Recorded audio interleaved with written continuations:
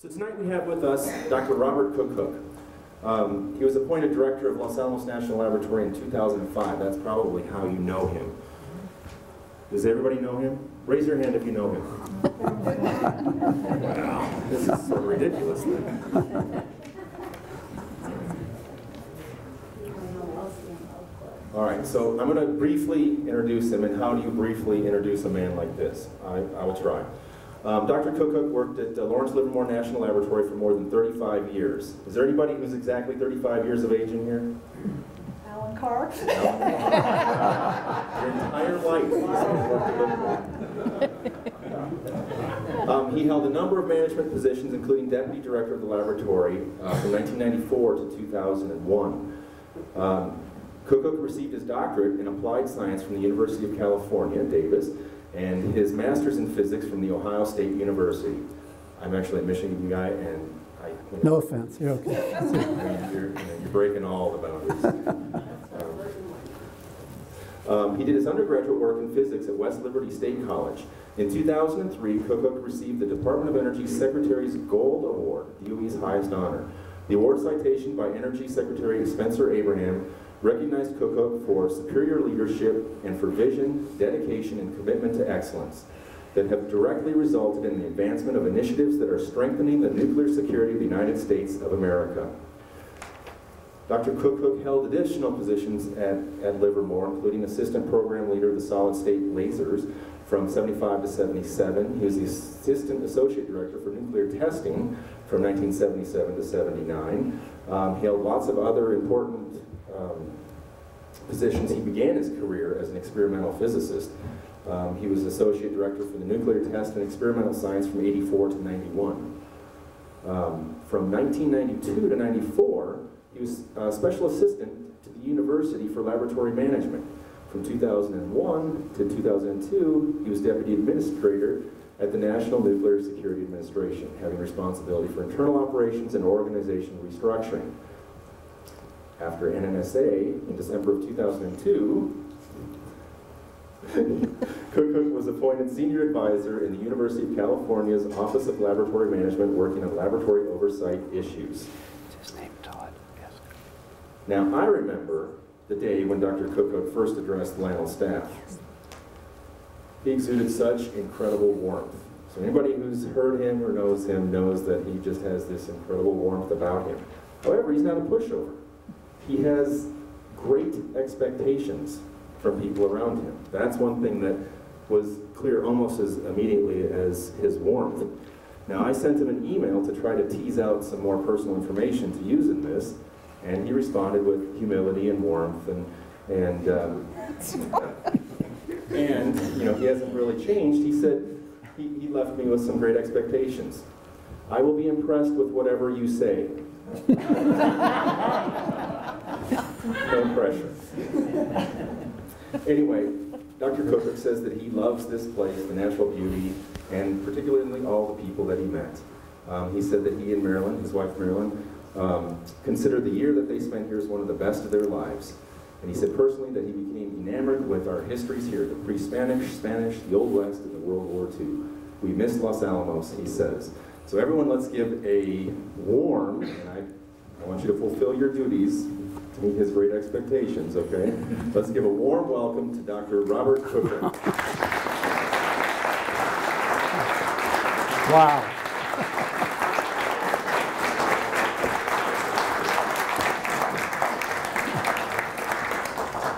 Well, that was longer than my talk's going to be. So I hope you were impressed and enjoyed it. Let's see, can everybody hear me back there? Does that work? And can everybody hear, see the signs up there? And I'm told if the speakers blare, I'm to go like this and protect the mic from the speakers. So let's hope that all works. Let's see, actually I've got a computer up here because I notice as I get older and give talks, the biggest problem with the talk is seeing my notes. You know, it's both me and the light. I think it's always more the light than me. No, I'm kidding, I'm good. I have a flashlight, Todd. Look, I'm good, see? No, I can do this. Don't worry. So, God, it's just like being back at the lab, you know? So let's see. Let me just say that it's a little bit intimidating for a person who is not a historian to be asked to give a talk about history to a historical society with historians sitting in the audience. That's a bit of a challenge. So my disclaimer right up is that these are recollections, and in the sense of memoirs and my memory, so they have the inherent, am I blocking that okay? They have the inherent uncertainties of somebody's memory. So let me start from that and go ahead. Oh, look at that. Wow. That really is good. If I can't read this, then I'm really in trouble. So what I thought I would talk about this evening, and I've got a lot of view graphs, and I apologize if I have too many, but a lot of them are photographs that I'll just go through fast, so I think it will work out. And there's only a couple complex view graphs which I'll kind of abbreviate and not hold you up much on that either. But what I want to talk about a little bit, I'm really going to talk to you about those 35 plus years or so that I spent at Livermore. But I thought I should start with a little bit about Livermore pre-me and how they got, where they were when I came in, because I want to give you an overall picture of Livermore in the Cold War, and I think you need to hear a little bit about the beginning of them to get that. Then I will tell you very briefly what it was all about that Livermore thought it was doing during the Cold War. And I will be telling you that from an underground testing perspective, because that's where I spent a good portion of the Cold War, was in underground testing.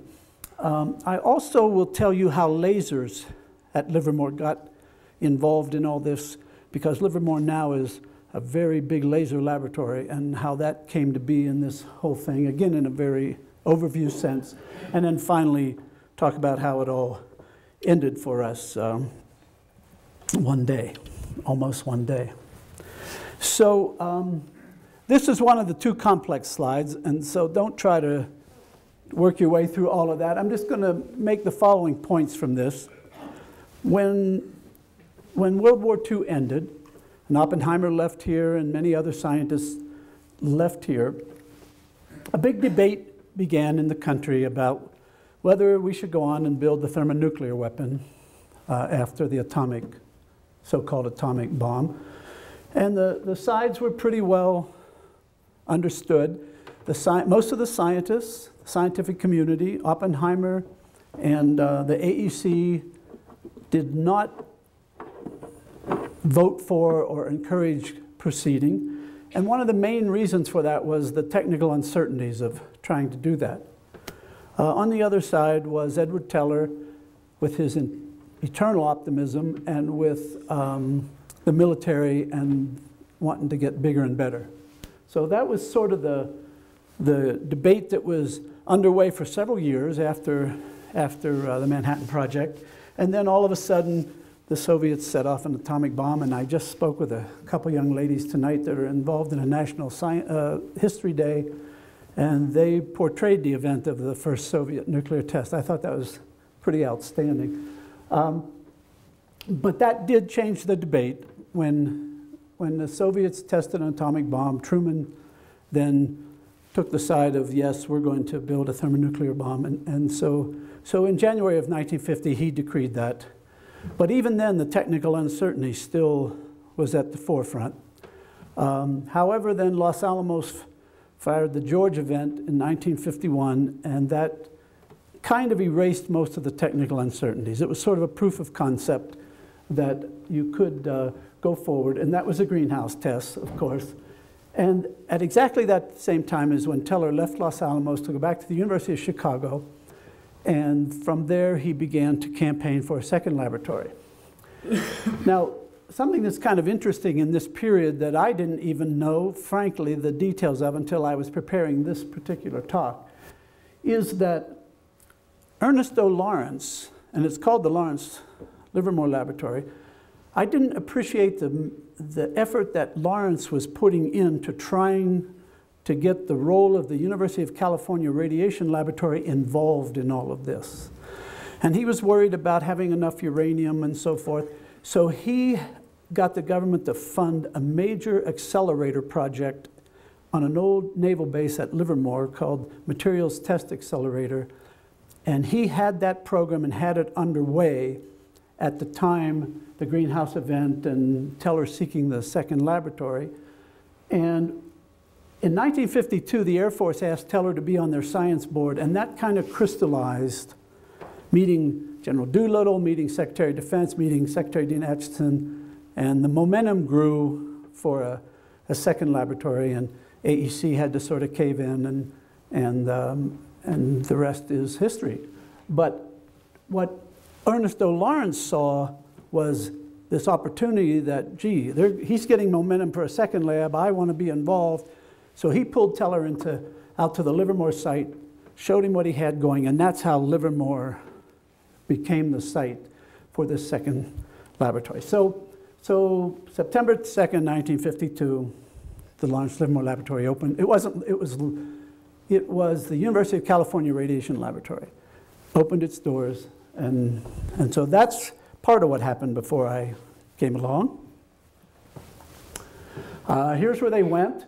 It was a 1 square mile naval air station out in Livermore. It was very, very unpopulated area, 5,000 people about 4 miles down the road. 45 miles southeast, you can see all that. It was wine country. The lab couldn't even get a post office box when they went out there. All the post office boxes were spoken for, and they had to have their mail be put in a box for a while until they worked up on the queue to actually have a post office box. They had 8 telephones. Edward Teller got one, Herb York, the director, got one, the guard gate got one, and the other 5 were just around for people to use if they needed it. Another view of that. Let's see, what else do I have here? Okay, so when they first got started, it wasn't always easy. This is the results of the first nuclear explosion at Livermore. It was called the Ruth event. And all it really did was blow the top off of a little tower there.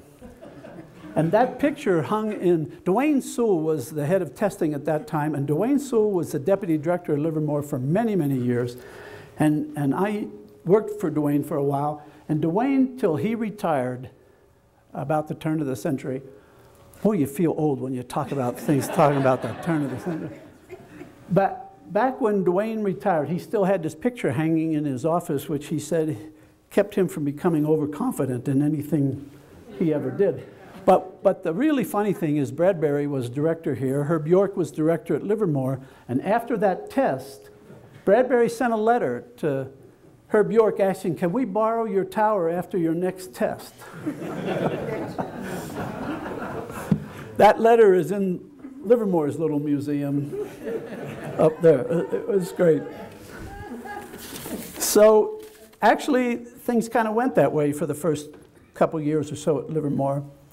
And then finally they got their breath about 2 or 3 years in, about 1954, 55. And there were 2 unwritten rules when Livermore was formed. One is they could take no resources from Los Alamos, people or materials or facilities. And the second one was they had to do something different. They weren't supposed to go in and just repeat what Los Alamos was doing. And so Livermore found its niche trying to make small nuclear explosives. Everything was pretty big at that time, and the services were clamoring for smaller, and I'll talk about that in a little more detail in a moment.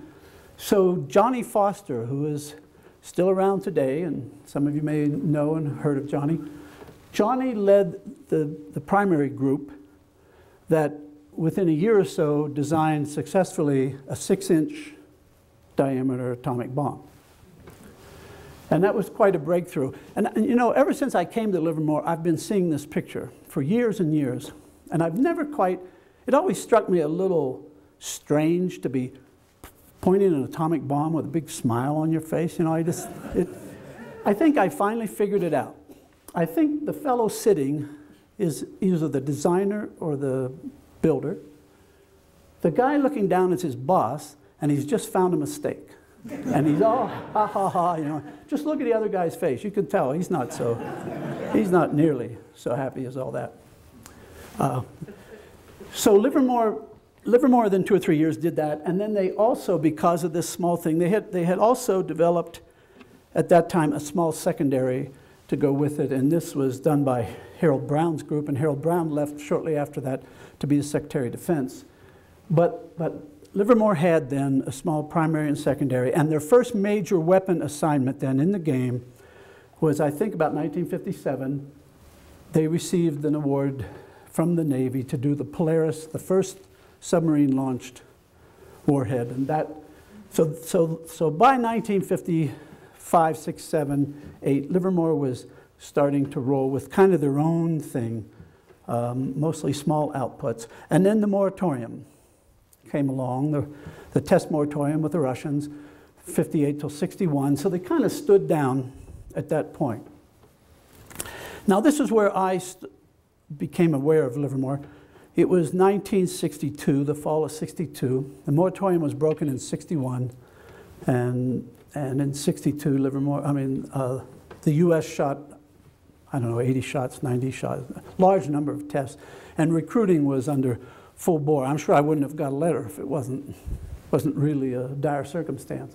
But I was a graduate student at Ohio State. I was working full-time at Battelle. I was married, had 2 children. I was just 24, just turned 24 at that time.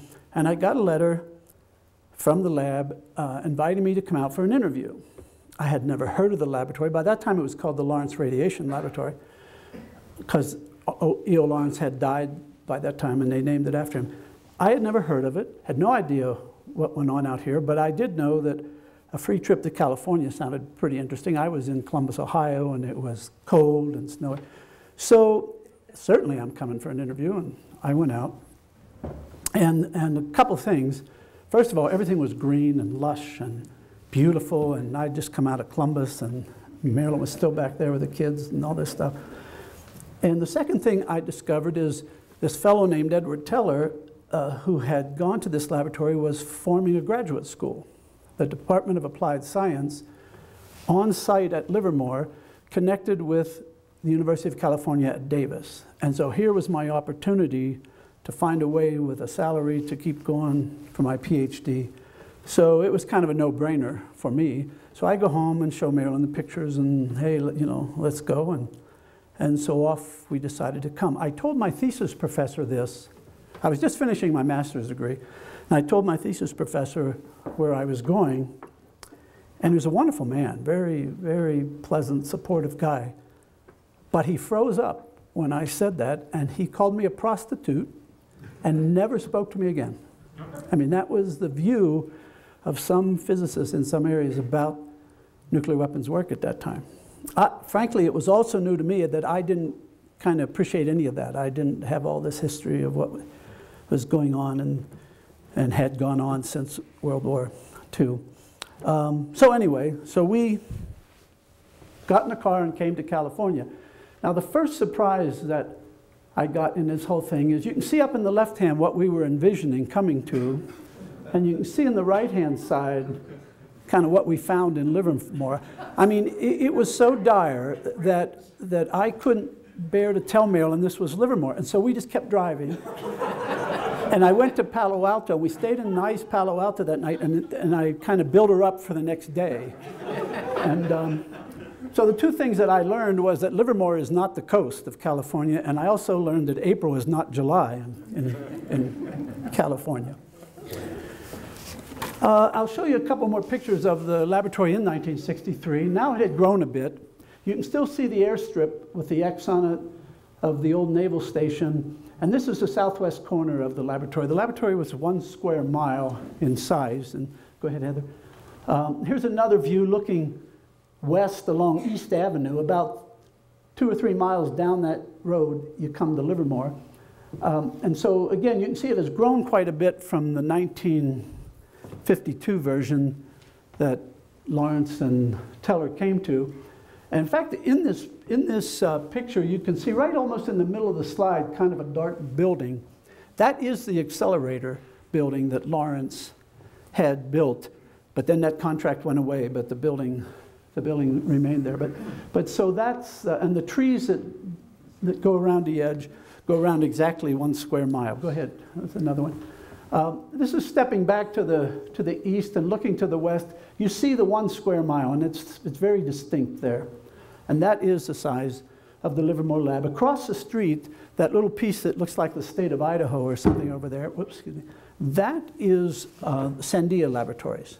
Sandia sent a contingent up there to support the Livermore lab. You can see about a half mile toward town, there's a little bit of homes being built, and then the town is on in. And way up in the right-hand corner, that road going off in the distance is Highway 50 that goes all the way from Ocean City, Maryland to San Francisco, and was an important highway in those days. I'll show you a comparison with today, or actually 2005. It's the latest picture I had a hold of. Here's Sandia on the left down here in the bottom. That's that square mile. You can see how it's totally filled in now. You can see how the city has come out right against it and how industrial corporations have moved even on past it. The government since then bought that western band and that top band to give a buffer zone to Livermore. So Livermore is technically slightly larger than a square mile now.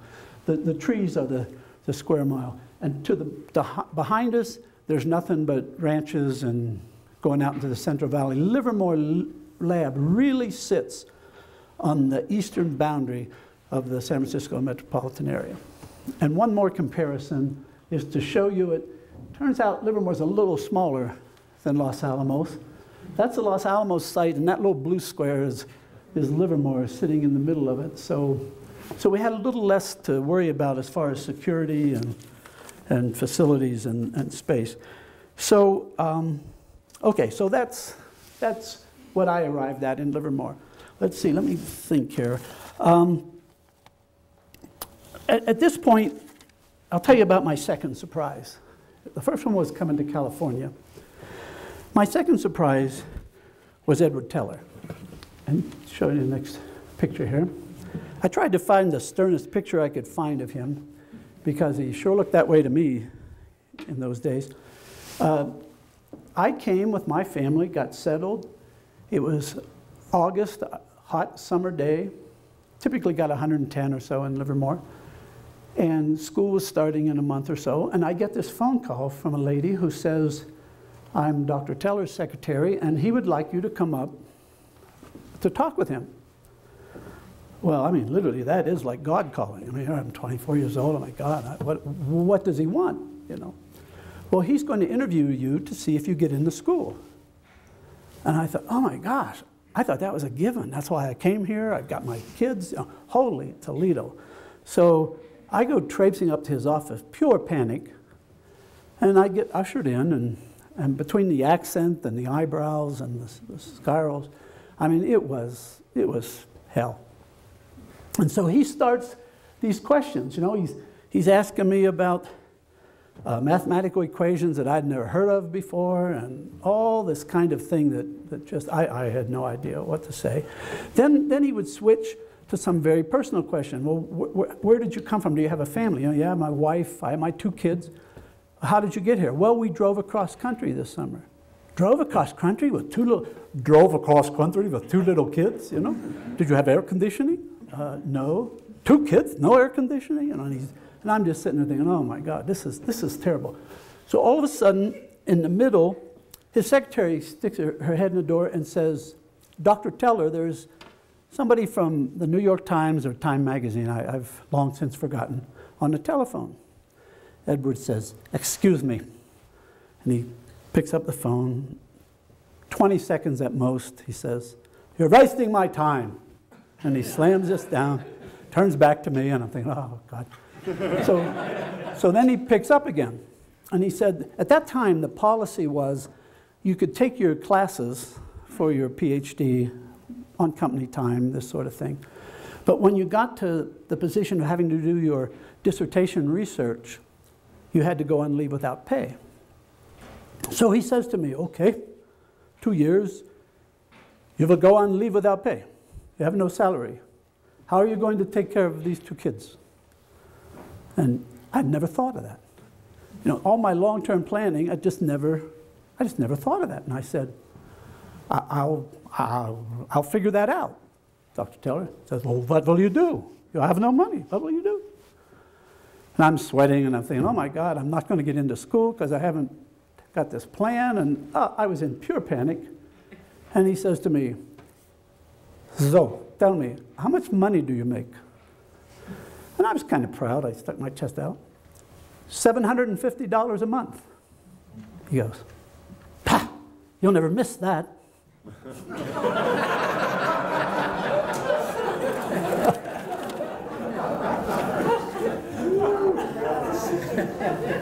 But he did let me into school. So my career started at Livermore. Next, Heather. So my career started, and I arrived the same month that the Underground Test Treaty arrived. And all the tests from the time I came on, nobody blamed it on me, but all the rest of the tests we did were underground. And that's you can see where things were going. And you can see the moratorium on that graph. This is a plot of U.S. number of nuclear tests, and you can see the moratorium and then the sudden rebound. And so you can see how we were very busy. So then my career began. Now this is the second of the two very complex slides. And again, I'm going to try to deal with this very simply. What I tried to do was give you a brief overview of what Livermore did in the Cold War. And so I broke it into three things. Others may not do this, so this is strictly my own creation. But Livermore had already done small. They had done that in the late 50s. And so the rest of the Cold War, Livermore continued to be focused on small, but everybody focused on small at that time. That became the coin of the realm, was to get the most kilotons per kilogram weight and reduce the size. And people cared for a bunch of reasons. The Army, where I wrote artillery, the Army cared. They wanted that little artillery shell that would fit in a cannon. They also wanted small rockets. And it was because the Warsaw Pact had orders of magnitude more troops in Europe than NATO did. Everyone was afraid they would come charging through the Fulda Gap toward Frankfurt. And so they wanted something to stop them. So they wanted small nuclear weapons to fire back. And so that's coming down this path to the 155 millimeter, 6-inch howitzer. But the ICBM world, the Air Force wanted small also. They wanted small so they could have bombs they could carry. They wanted them small so their rockets the intercontinental ballistic missiles didn't have to be so big, or that they could put more than several on one missile.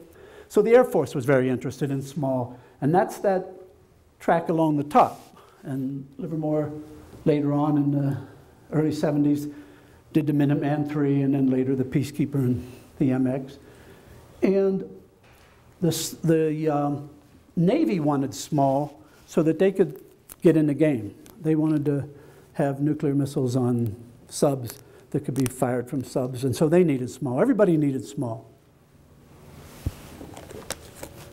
So that, what I've traced there is through the years, the whole Cold War, sort of where Livermore was. Minuteman III was the first Merving and so forth, and the Polaris became the Poseidon. Then it later became the Trident, and Los Alamos took over the Trident. And Livermore did later a B-83 bomb and a cruise missile. And by that time, most of Livermore's focus, as I suspect a lot of Los Alamos's, was on putting advanced safety features and security features into the weapons. So that's that leg of the small thing that happened. Now, another thing Livermore tried to do was tailored outputs. They tried to make nuclear weapons with specific outputs like neutrons, X-rays, for various purposes. Actually, some of the purposes were really stemming from trying to reduce the residual radiation so that you could use peaceful dig canals and stuff. Livermore was very interested in trying to do that stuff. So two things came out of the tailored weapons. One, clear back in the 50s, was a guy named Sam Cohen came up with an idea to get 10 times as many neutrons out of a bomb for basically the same explosive yield. But the moratorium stopped progress on it until '63, when Livermore was able to test it And so that became an enhanced radiation device, it was called. It was a bomb that got 10 times more neutrons than expected. Now, one of the things that happened was the Army then, or the ground forces, NATO ground forces, tied those two things together, said, gee, we'd like to have a 6-inch neutron emitter to stop those Russian tanks and all those folks. And that's where the neutron bomb sort of came from, is those two legs of this path. The neutron bomb has a very controversial history in its own right, and Carter stopped it, and Reagan started it again, and it was pulled back out of Europe for public relations with Germany and so forth. But that neutron bomb was a big part of our testing world and what we were trying to do in Livermore at that time. I'll come back to that sprint leg in a minute. The other thing that Livermore looked at was getting X-rays, enhanced X-rays out of the bomb, and see what they could do with that. And so the X-ray emitter and the neutron emitter both came together here in this region to talk about, to put together the safeguard program, the anti-ballistic missile program that we had for a short time in the 70s that was designed to intercept Soviet warheads coming over the horizon. And it was a two-tier process. The Spartan ABM you see there was the X-ray emitter that Livermore built and tested. And it would go above the atmosphere, catch the Russian missiles, and destroy them by dumping so much energy into them that they would disintegrate. Los Alamos took the neutron, the enhanced neutron device, and built it into the second-tier ABM system that engaged much closer to the US after the first tier, and the neutron flux would go into the bomb and destroy the warhead. So those two together were called the Safeguard Anti-Ballistic Missile System. It lasted a very short period and was withdrawn. But I have Cannikin under the Spartan because I want to tell you a story about the Cannikin nuclear test, which was the Livermore test of that X-ray emitter. The last thing I'll mention down here is lasers and tell you how they came about for Livermore. Livermore, trying to do things different than Los Alamos, in the 50s began to spend a good bit of effort to see if they could make small thermonuclear bombs that they could somehow explode and use the energy for peaceful uses, for electricity or for something. And a fellow named John Knuckles, his first tasks were to see if he could set off a small nuclear weapon in a cavity underground and somehow capture the energy. And the problem was, the only way they knew how to set off the secondary was with an atomic bomb, and that was a little big for putting in a city and generating electricity.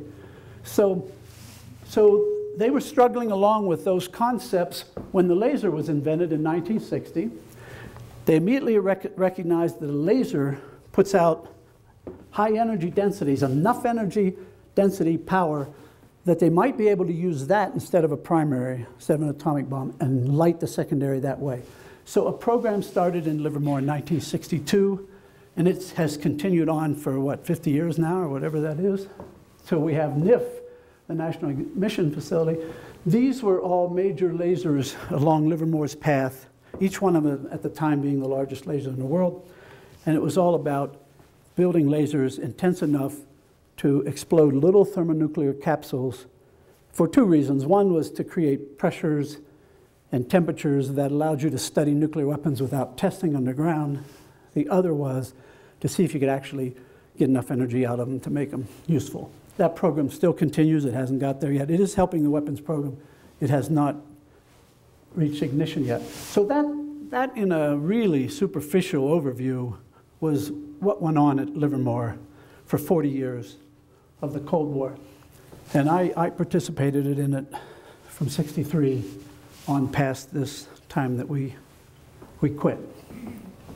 So I'm going to give you a quick little overview of nuclear testing so you can, it's in this forum that I viewed the Cold War at the Nevada test site. Los Alamos did it the same way. Many of you have probably seen these kind of pictures from Los Alamos. The white canister at the bottom is a nuclear explosive, bomb, device, whatever. The open canister above it is all the scientific instrumentation to measure how it went. You see pipes running up and down. Those are called lines of sight. They look at various places on the bomb. That all gets buried hundreds, thousands of feet below ground in a hole. The cables that you see hanging there come up to the surface and run off to trailers. You set off the bomb, you make the measurements. And that's how we did testing. A couple things that we did different than Los Alamos were insignificantly different. I'm going back to Walt Wolf's days here now to tell you this stuff. But those pipes lying on the ground that you see are drill pipes. And the way we would put a bomb down hole is we would screw these pipes together, lower it 40 feet, put another pipe on, screw it, and we'd lower it down and hang it from the surface above. And that's how Livermore put devices down hole. Los Alamos uses steel cable, and they would take the hold of that whole canister routine, and they called their canisters racks. And that's about the difference between Los Alamos and Livermore, I believe, at the Nevada test site. So that's sort of what the test looked like. This is a whole different kind of test, but it makes my point. The ground zero is over here where you see all those cable lines coming together. Those are cables going back a couple thousand feet to all the trailers full of instrumentation that we would make all of our measurements in. You see a little depression in the ground there. That's an old test, because when you set off a test underground, it makes a cavity. It's a hot hole in the ground. It cools down. All the ground above it starts to cave in, anywhere from hours to days to weeks later. And when it finally caves in, you get a subsidence crater at the top. And so those are all over the test site. But so that's what underground testing looked like. I'm emphasizing a little bit about the cables because I want to tell you a story about cables in a minute. The cables were big. They had to be big and coaxial to get fast signals up them. They were heavy. There were hundreds of them. And so, so this is how we put cables in. We tried to develop reels to put them on automatic, but cables were a big deal, a really big deal. And the pipe that we would be putting things down, we'd bring the cables to it, pack them against it, put steel bands around it, tighten it up, and all those cables were strapped to the pipe with steel bands. And this is just an overview of the Yucca Flat, where hundreds and hundreds of tests were conducted, and this photograph shows you a lot of the subsidence craters that were out there at the time. Okay, so not everything always worked. We had a test called VIL in 1985. At this time, I was the associate director for nuclear testing at Livermore. And this device was about ready to go down hole in this picture, and you can see its cables hanging from it. And they would go across the ground and look something like this. This is the very top of that whole pipe string now. Everything's down hole, and we're about ready to start stemming the hole up. And I want to point out two things. The cable run that you see there, people couldn't step on those or they would damage our cables. So we would make little wooden bridges about this high and put them across the cables. And they were everywhere across the cables so people could walk around. And over there in the background, you'll see a little shack, and that's a guard shack. Once the bomb arrives at ground zero, you guard the site 24/7 from that time on, even after the bomb's down hole and buried, right up until you sweep the area the night before and set off the test. So guard shack, cables with little bridges, I couldn't find anything. So one Sunday morning, I'm at home in Livermore, or Pleasanton, I guess, and the phone rings, and somebody is telling me a problem at the test site. They said, there's something really strange happening out at VIL. The guard is on the phone hysterical, saying that all of a sudden, the cables came alive like snakes, and they threw off all the bridges, and they ran down the hole. You know, and we're thinking, wow, we need to investigate that guard. I mean, that was our first focus that morning, was what's going on with this guard. And so, of course, people went out right away, and sure enough, the cables were gone. And the bridges were thrown over, and the guard was still hysterical. And so what we found the cables, they were down in the hole. We had to make special cameras to go down and find them. We weren't prepared for this. It took months to clean this up. But we had to make cameras and go down and find the cables. Now once you find it, you say, oh my God. I'll just jump to the conclusion for a minute and tell you what happened is one of those bands snapped. Well, picture this. You've got about 1,000 feet of cable on the surface. You've got a couple thousand feet of cable going down the hole. So the weight of the cable down in the hole is more than the weight up on the surface. So when the first one snapped, that put weight on the second band, and it just snapped, just opened like a zipper. And all those cables were too heavy, and they just yanked themselves off the trailer, pulled themselves down hole, and here we were. Now we have a live bomb, atomic bomb, sitting at the bottom of this hole that we can't communicate with. Don't know what condition it's in, don't know how to get through to it. We got all these cables down there, we got a wide open hole, and well, today I'd have been fired. Fortunately, we didn't have tiger teams and those things, and I survived this. But here we were, and so literally we go ahead. We spent another several months. We developed this claw that we could go down in the hole. The safety reviews were incredible to decide if it was safe, because those cables are the ones hooked into the bomb system too, not just diagnostics. Can we take a hold of those and just yank them loose without having an atomic bomb come up after us? And this is what we found, and we spent months cleaning this up. We finally got it cleaned up. We brought the bomb back up, and we shot Ville maybe 6 or 8 months later. I don't know how much later, when we finally got around to shooting Ville. Okay, let me see where I am on this thing. Okay, so that was when things didn't go so well. We had the other side of the situation too, where things went well, and we not only worked, we had fun. And so let me take you to the Kuckuck event. This was that Spartan warhead, the 5 megaton Spartan warhead, too big to test in Nevada. And a test that big would have done a lot of damage in Las Vegas from ground shot. In fact, great stories that we don't have time for here is every time we shot a shot, we would be paying for windows in Las Vegas, whether we broke them or not. People got wise about it and filed a claim after they heard a test that morning, you know. So we could never have put a 5 megaton test off at Nevada.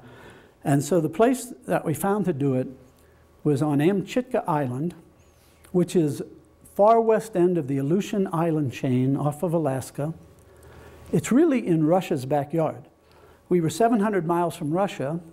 We were 1,100 miles from Anchorage, Alaska. And we were 3,000 miles from clear back here to the lab. So we were really in Russia's backyard. Russian trawlers would come by the island on a regular basis, I mean, within international waters, but they were out there. The Russian Bear bombers would fly by. And it was a very public event. In fact, it got a lot of publicity from environmentalists. They felt that we wouldn't be able to contain this device. It was so much so that Secretary of Energy Schlesinger came out with his wife and daughter to be there on shot day to demonstrate that he was sure nothing was going to happen. The hole was, well, let's see, let's go to the next. This will probably show this. Yeah, there's the warhead hanging there. It was a full test of full-up warhead. You can see the shape of that warhead there. It's going to be important a little bit later in the show here. These guys are miners that are 6,000, almost 6,000 feet down, more than a mile down, digging out a hole that's about 50-some feet in diameter. And while we couldn't really simulate the outer space that the warhead would really fire in real time if we ever had to use it, what we could do was get the ground far enough away that the neutrons from the primary wouldn't scatter off the ground and come back and interfere with the secondary. So we had to get out. That's how the 50-some feet was determined, was neutron time of flight, so that the device wouldn't screw itself up. And so that's this cavity these guys are building. Go ahead, Heather. Working conditions were the finest. I mean, and also everybody looked like hippies. You know, this was 71. I guess you looked like a hippie in 71. But that's our lead engineer sitting there breaking bread. And that's Phil Coyle, the test director, sitting beside him in the executive dining room. And so let me see, I want to make sure where I am here. It takes a minute. Oh, yeah, I'm on this other page. That's why I can't figure it out. Okay, now the next slide shows one of the big problems we had to worry about on this test was, this was Amchitka, a mile below the water table, rainy, cold weather, terrible, terrible conditions, but we had to keep that cavity dry, or we had to keep water from getting around the warhead. That would have been a total disaster, and the neutrons would have been right back in. It would have been a total disaster to have water down there. So we put a TV camera on it, lowered the bomb, did all this thing. It took weeks, to get the bomb down, fill the hole, do all this stuff. That whole time, this thing has to stay dry. And there was a designer named Joe Taylor who designed this warhead, and he was scared to death. He just lived 24 hours a day, dying slowly, being convinced that water was going to get on his bomb. And so that's why we let him sit in there and watch the TV for 24 hours every day. So it became D-1, night before the test. A storm comes in. The winds picked up to over 130-mile gusts. Nobody was allowed outside. I mean, it was just terrible night, rain, horizontal, everything flooding, and all eyes were on that canister. The test was to be fired the next morning, and Phil Coyle, the test director, was in a great state of despair. He just knew we weren't going to get the test off the next day, and every hour longer that we had to keep this thing dry and live through it was a real panic. Of course, Joe Taylor by this time was frazzled, and so the designer. So a couple things happened. First of all, Secretary Schlesinger makes a bet with Coyle, a very confident bet that you will fire tomorrow morning. The weather will be fine and you will fire. And Coyle would have none of that. Schlesinger says, I'll bet you if you fire tomorrow, I get to cut your hair. Schlesinger didn't like our hippie look at all. And so, okay, that was a bet that he would get to cut Coyle's hair if we got the fire. Coyle figured he had that bet won. Then all of a sudden, somebody looks at the TV and there's water rising on this warhead. Panic was the room was just electric, as an author would say. It was just terrible. Until at one point, all of a sudden, on the screen, a shape of a goldfish went by in front of the canister. You can show the next picture. It turns out that's the device engineer, and that's his model of the warhead. And he put it in a fishbowl with a thing, put another TV camera on that, and switched so they carried Joe Taylor out of the control room that night. But he lived to see another day. And in fact, the next slide shows you how the next day was. There's Schlesinger cutting Coyle's hair. We did fire the next morning. And there's sort of a sequel to this that we've never heard the answer to. But the Russians were around the island all the time. And of course, the military was monitoring all the Russian conversations. And this big storm was coming at us from Russia. And the next morning at firing time, there were the Russian trawlers. They came in right behind the storm. And so the question to this day is, did Schlesinger know from the intercepting, because we listened to their signals all the time, did Schlesinger know that the storm was ending another 20 miles out and everything was going to be great and just not bother to tell Phil, make the bet? And we don't know. Schlesinger's been mum on it ever since. But anyway, so that was a Cannikin event. Tensions really started picking up in the mid-'80s. And this is just a graph of how many weapons we had. And you can see the Russians were really screaming by about 1985. They were at their peak and they were still climbing. And tensions really were intense. Coincidentally, that's the year Gorbachev came to power. But, so go to the next picture if you would then. So we were doing several things. In this great heightened tension, certainly we were each watching each other through satellite photography. Now this, unfortunately, this is a test site photograph. This happens to be North Korea because I couldn't find a Russian picture this week. And I have no idea that stuff about 30 test site people. So I just wanted to show you that that's looking down at a test site from a satellite. And frankly, our pictures were a good bit more detailed than this. And so we would look down at each other and watch each other. We would cover things if we didn't want them to see them. They would do the same. So they have an island up in the north called Novaya Zemlya. And on Novaya Zemlya is where they did a lot of their testing. And out in the snow one day, on a satellite picture, we see somebody go out and tramp down Mickey Mouse in the snow. Now, a lot of us thought it was kind of a funny thing, but you can't imagine the patriotism that was in place in 1985 in this Cold War. The tensions were so high that a lot of people didn't think it was funny. And there were a group of guys that, on our side, who were offended. They thought they were telling us, you guys are Mickey Mouse. That's how they took this thing. So not too long after that, unfortunately I don't have a picture of this, it disappeared somehow. I was still Associate Director for Test at that time. Someone brought me in a photograph. And this photograph is of our test site. And it wasn't taken from a satellite, it was taken down on the ground. And it's a whole bunch of big rocks that were painted black, and they were all laid out the size of a tennis court with a Russian profanity.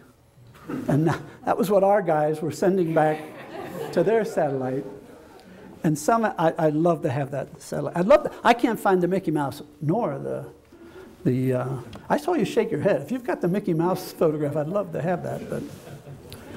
But anyway, so that was one version of the tension. Now, let me show you a couple of tests at this period, just quick glimpses. Tests were, oh, that's a terrible picture, but the tests were getting extremely complicated. This was around the time of Ronald Reagan's, right in the middle of Ronald Reagan's Star Wars days, Strategic Defense Initiative. Livermore was involved in the X-ray laser. I mean, all kind of intense, big stuff was happening. And show the next one too. And these were the way tests look in those days. I mean, they were complex, lots of lines of sight, heavy, lots of millions of dollars to get these things off. So I get my next phone call from Teller. And well, you know, I interacted with him off and on throughout, but this is the next one that I really remember. He called me, I was across the street in my office, and he called and he says, Bob, can you come up? And I said, certainly, Edward. He says, how soon can you come up? I said, 4 minutes, Edward. He says, can't you come faster? He said, so I said, what do you want? And he said, well, I want to talk about such and such test coming up. So I picked up my books and so forth, and I go up to his office, and he says, tell me what all we're doing on the test. And so I laid my book down and start, the way you describe a test at a time like that is you talk about each line of sight. Line of sight 1 is looking at the primary, and it's measuring this and that, and line of sight 2, and you go through it. And this test had 11 lines of sight. So I said, well, line of sight 1, blah, blah, blah. And Edward says, Bob, are you going to read to me? I can read. He says, go to the board and tell me, which is his style. So I have to leave my crutch lying on the thing, and I go up with my chalk and I start. And so I describe line of sight 1 to him, and we get all through with that, and we start down line of sight 2, and I get into it, and he says, wait. When you shoot the test, I'm going to be in Chicago, but I want to know the results. But you can't just tell me the results. We must devise a code to foil the Russians. And so he says, line of sight 1, if the spectrometer results are within the error bars of success, you say the sun is shining. He says, and if the neutron flux is such and such, you say it's heavy today. And he made up this series of words. And I'm, okay. I go back to, it's a little bit of a shock, and I go back to line of sight 2, and I get to the bottom of line of sight 2, and he says, okay, if the street camera is within certain resolution, you will say such and such. I said, you're serious, Edward? He says, of course I'm serious. So I said, well, we need to go back to line 1 again. And so I start writing down all these code words he gave me, and we went through 11 lines of sight with 4 or 5 experiments on each. So there's like 40 things on here that he had given me some random code word for. And I thought this was the most bizarre thing I'd ever seen in my life. So we get done with the meeting. It's almost Christmas time, actually. And the test was going to be right around Christmas. And so I'm all done, thank you. I'm leaving, I'm walking down the hall, and I hear these words, Bob, come back. So I go back in, and he says, I want to wish you a very merry and very successful Christmas. I said, thank you, Edward. Same to you. Out the door, down the hall, Bob, come back. I come back, he says, we must review the code. And he recited that entire code to me. And he never took a note in this whole thing. I wrote it on a big envelope that I had all my notes and books in. That's where I wrote these lines of sight. So I went back to my office and gathered some folks around. And we spent forever trying to see what was the pattern. How did he, we never did figure this out. I never did figure it out.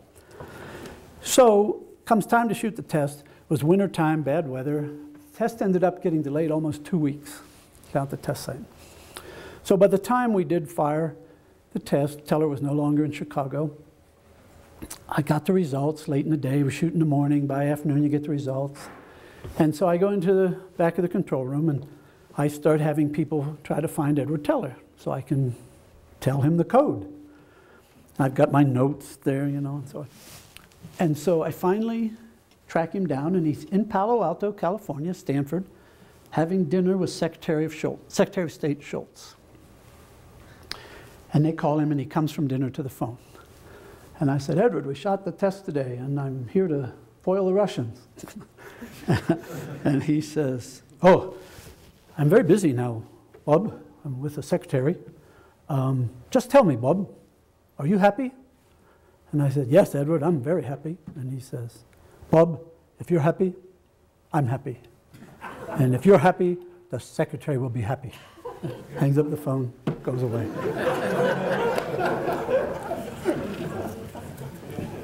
Okay, let's see. About that time then, the Cold War really started to thaw. Go ahead, another one. The Cold War began to thaw. Gorbachev came in 85. He really started. He had a unilateral USSR test moratorium. Most people don't remember that. But he stopped testing on the condition that we would also. In 1986, he met with Reagan at Reykjavik, and that failed because Reagan wouldn't give up the Star Wars package. In 1987, Gorbachev started testing again because we never did join him, but at the same time, in that same year, he signed an intermediate nuclear forces treaty with Reagan. The thaw was really starting to go, and in 1987, they also agreed they would do 2 joint verification experiments, which we did in 1988. And what this was about is we were all sort of cooperating under a threshold test ban treaty, meaning we would not shoot over 150 kiloton yield in a bomb. But nobody was verifying each other. It wasn't really a treaty. And they had agreed that we should formalize that treaty. And Reagan said, but before we'll do that, you have to agree to calibrate some verification techniques. And Gorbachev agreed. And the agreement was we would shoot a test at Nevada, and we'd shoot a test in Russia, and the Russians would be in Nevada, and we would be in Russia. We would put each other's own experiments called Cortex, a Los Alamos measurement of crushing a cable by the shock wave. We would put those measurements on both tests, so therefore we could each be sure we had a calibration way, and then from then on, if anyone was going to shoot anything near 150, the other side got to go in and put the cable in. That was the whole point of the joint verification experiments. So we did the first one in August in NTS, 150-ton test limit. I don't remember how big the bomb was. Walt, do you remember how big it was? What the yield was? 150, yeah. It was right at 150? It was a Los Alamos bomb. Livermore was fielding the experiment. And then in September, the U.S. went to the Soviet Union and witnessed the test. Getting those flags on, getting that Russian flag on that drill rig was no easy task. Nevada test site. Some of the most patriotic people in this world and most polarized patriotic people in this world were the drillers and the miners.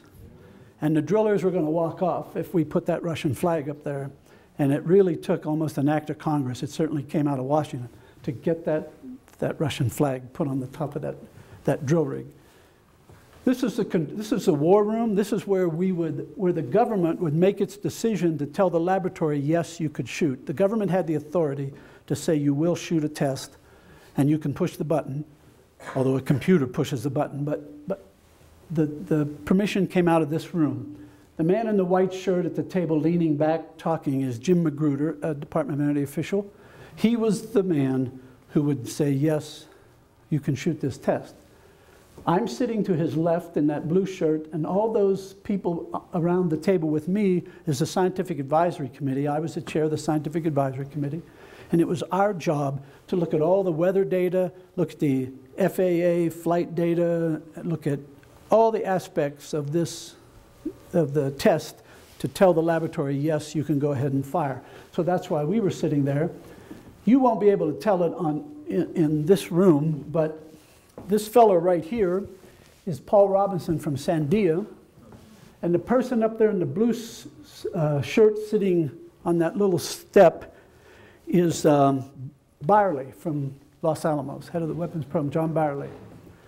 And sitting along this front row behind me and the panel are the Soviets talking to Paul and talking to others.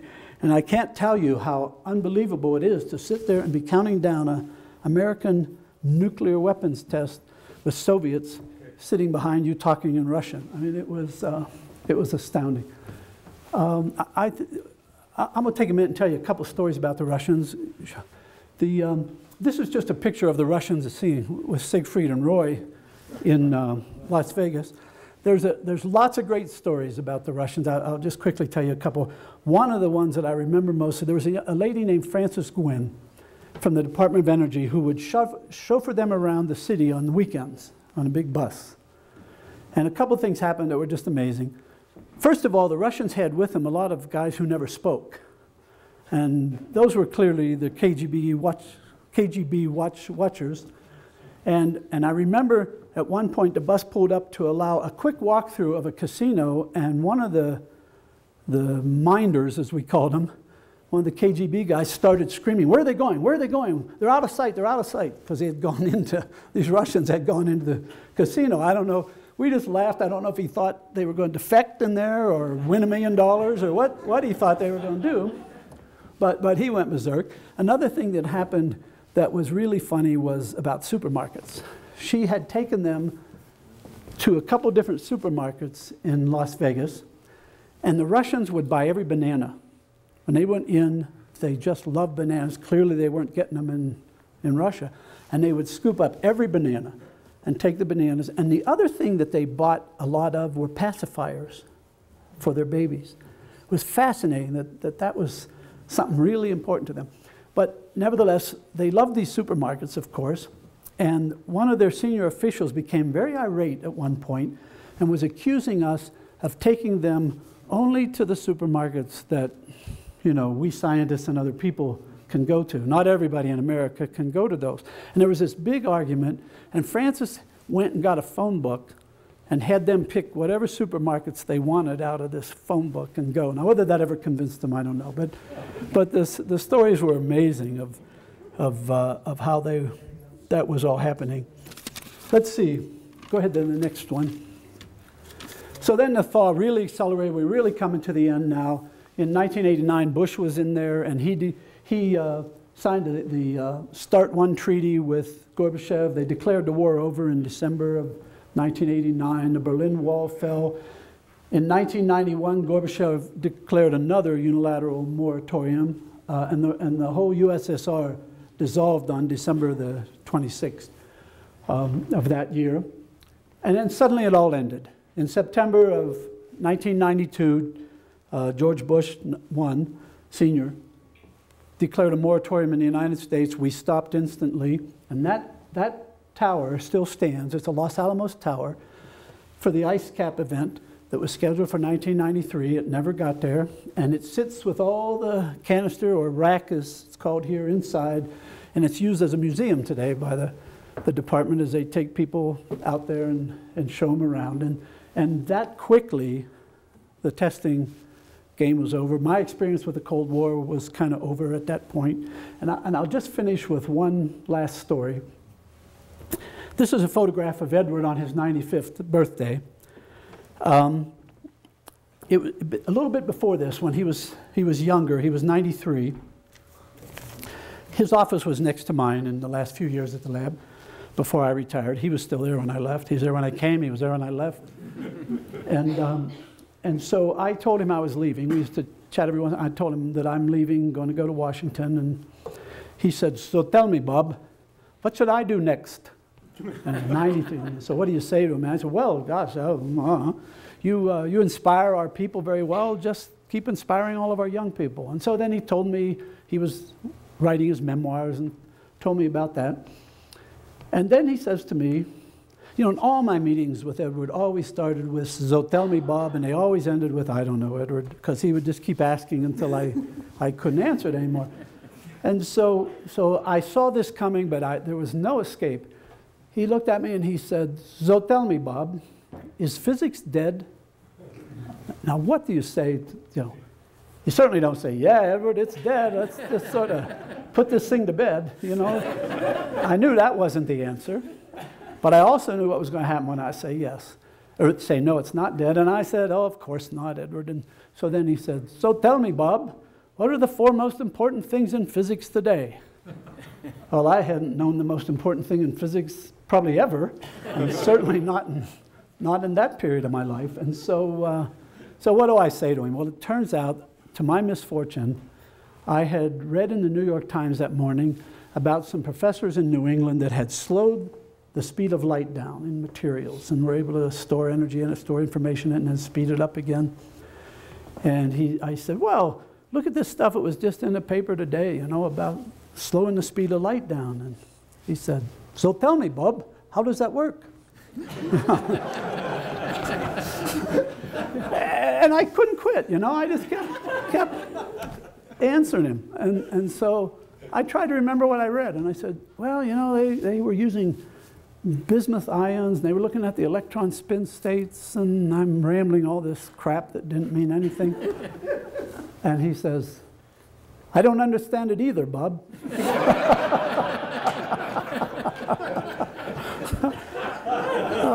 And that was my last meeting with Edward. I did come back a couple years later and just speak to him momentarily at his birthday, and Edward died 8 months after that photo was taken. And now I'll quit there. That was my experience with the Cold War. Thank you.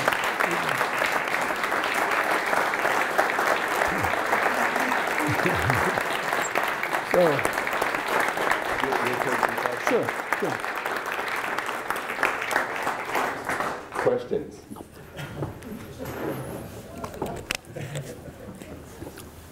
Good, that's good so far. Yeah, so tell me. Yeah.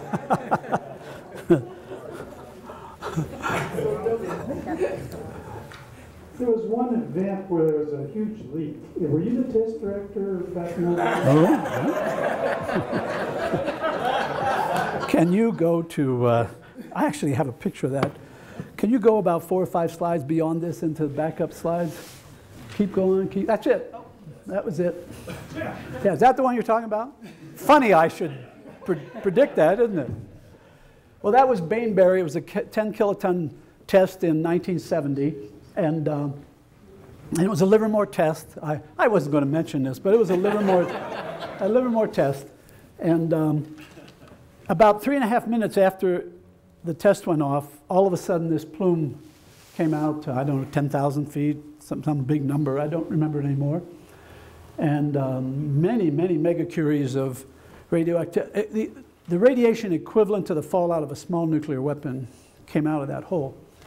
It blew north and northwest and over northern Nevada, northeastern California, eastern Oregon, and Washington, and a little bit of Idaho. And it was a major contamination event.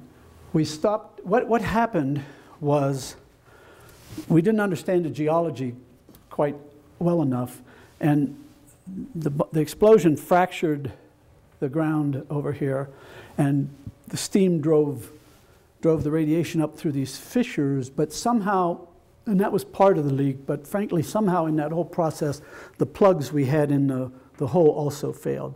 And so radiation came up both ways, and it was a major, and testing was stopped for 6 or so months, and one of the most intensive geologic studies of any place on Earth was taken on at that point. And I would say today that the Nevada test site is probably more geologically understood than any place on this entire Earth. But we went into an enormous program then, both labs, everybody trying to make sure we never let that happen again. Is that answering the question you had? Yeah, I was interested in what effects it really had on the testing program. Well, it stopped it for 10 months.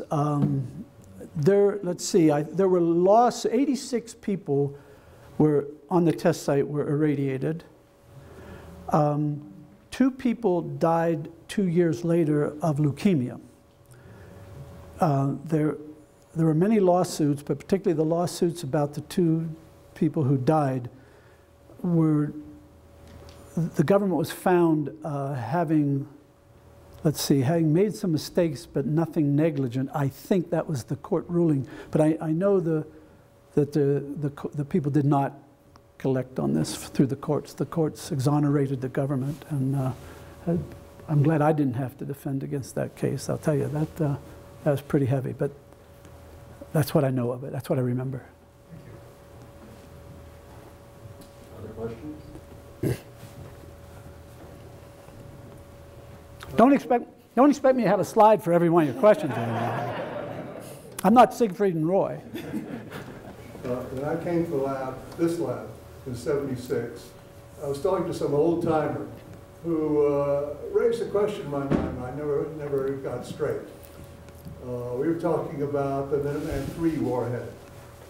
And he happened to mention, and I believe this used to be secret, but with the New York Times and everything, I don't think it's secret anymore. This guy said that the Minuteman III warhead had a yield of 110 kilotons. And I said, no, it's 140. And he said, no, it's 110. So I said, well, I've been all this time in the U.S. government, and I must have seen 100 different tables of data, and the Minuteman warhead, it was always 140.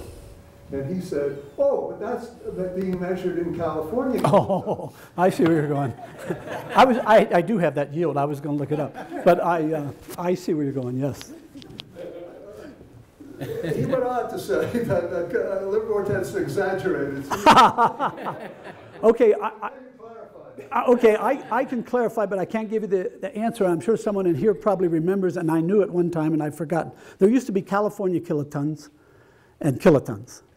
And it had to do with what cross-sections or calibrations were used in nuclear chemistry. And when you went back and dug out debris, California would get one measurement and Los Alamos would get another. I think I'm told since I retired, or maybe even before I retired, I don't remember, that difference was resolved, and people do understand what a kiloton is now, but I forget. Does anybody in here remember how that was resolved between Livermore and Los Alamos on the California kilotons? Gee, Paul, I was hoping you'd know that.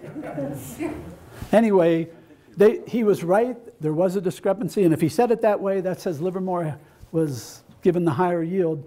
And unfortunately, I apologize, I just don't remember who won that argument. It was so long after nobody sort of cared anymore. But yeah.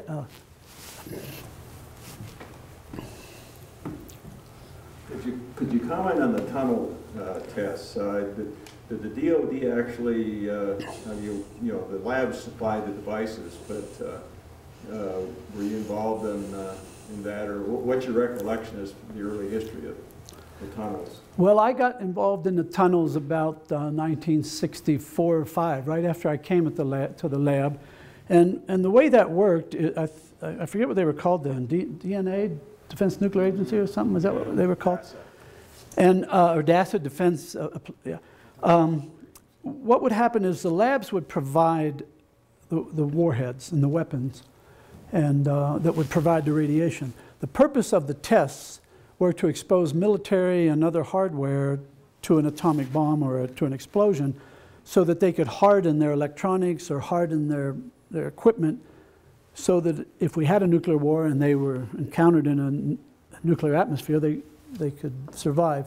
So that's what the purpose of those tests were. They were by far our most expensive tests up until the X-ray laser tests. A typical one would easily be, way back in those days, $150 million or something like that. And these were tunnels that you'd go into way into the mountain. By the time you got there, you were buried deep enough that it didn't, that you wouldn't vent. And then big vacuum pipes that would just barely fit in this room. I mean, they were monster pipes that would go a couple thousand feet, and you could put full warheads in them. You could put all kinds of things, and we would pump them down so that they would be in a vacuum and simulate outer space or whatever. Now, we would do experiments on those tests as well. If there was room, we would do science experiments, and I did a few experiments in those days on those things. But we would conduct them. The military had their objectives, and the military subcontractors had their objectives. We would field the test. The construction crews at the Nevada test site would put the whole thing together, and the trailers would be up on the surface above it somewhere. And it was a pretty standard procedure back in those days. And it was all about vulnerability. Very, very few, if any, nuclear weapons were tested for the weapon's sake that way. It was all about vulnerability. Other questions?